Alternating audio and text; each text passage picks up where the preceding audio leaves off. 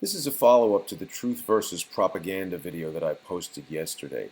Based on the feedback that I've gotten from some of my most intelligent friends, it's clear that a lot of people missed my point.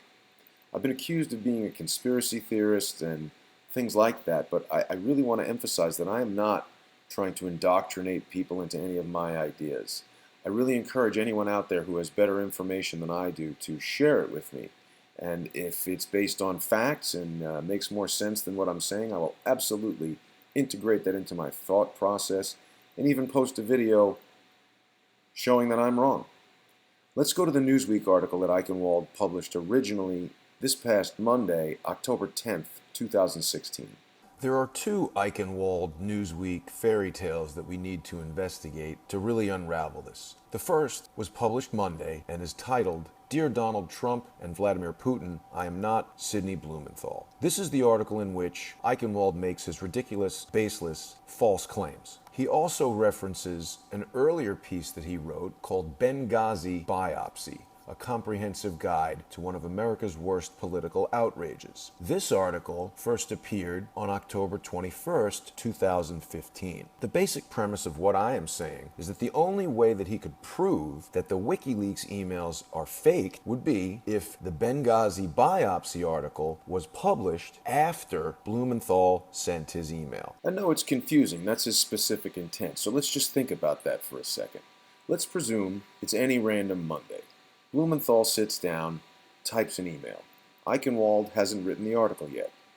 Blumenthal hits send. Tuesday arrives. Eichenwald publishes Benghazi Biopsy.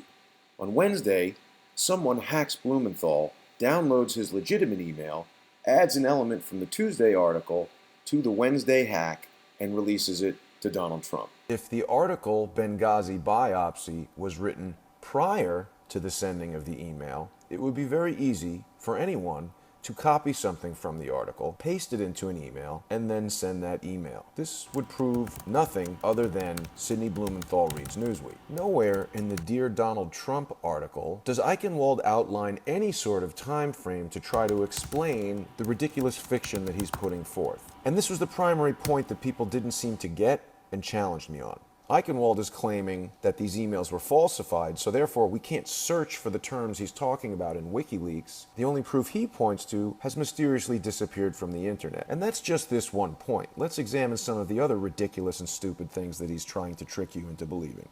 The first false claim that's made is at the very beginning of the article. He's talking about how concerns are raised about Moscow's attempts to manipulate the election, and also how Mr. Trump came to push disinformation to American voters. The problem, of course, is that although Eichenwald states this as a fact, he offers no actual proof. Let's also consider for a moment items of evidence versus actual proof, a term this Nobel Prize-nominated journalist throws around with reckless abandon.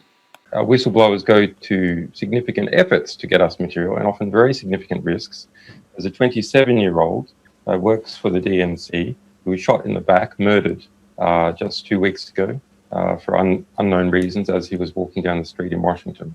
So that was just a robbery, I believe, wasn't it?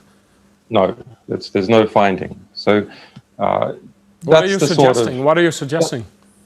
Eichenwald goes on to say that there's even more proof that the Russians are not only orchestrating cyber war, but that they're dumb.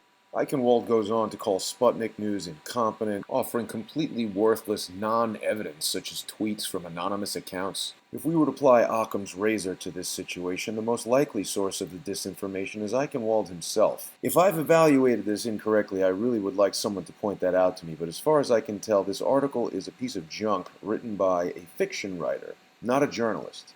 Sorry, Eichenwald. I still say bullshit. Incidentally, if you value Snopes' input on items like this, they agree with me.